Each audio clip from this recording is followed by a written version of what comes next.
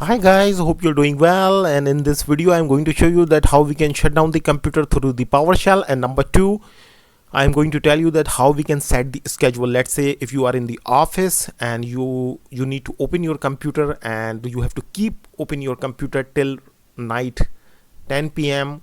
or 11 p.m. and then you need to shut down your computer automatically, then this video is for you. In this video I will tell you that how you can shut down your computer through the PowerShell and how you can set the task manager so that your computer can be shut down automatically.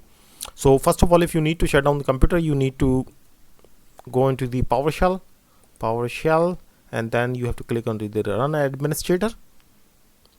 And then once you have the run administrator, then you have to type this.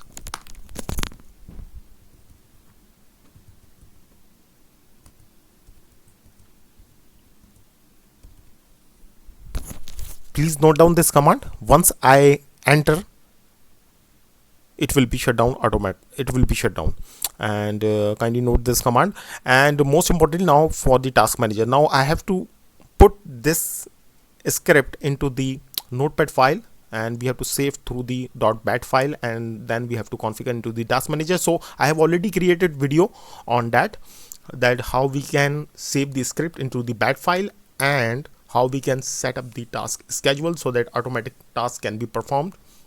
If you want to shut down your computer automatically or you want to reset a particular service, then you can do that. So I have already created the video. I am going to put the link of that video in my description. You can click on that and you can watch that video. Thank you so much. Thank you so much for watching this video.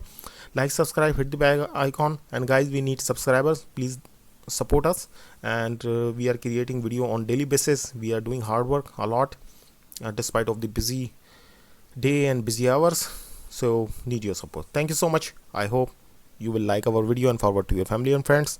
Bye bye.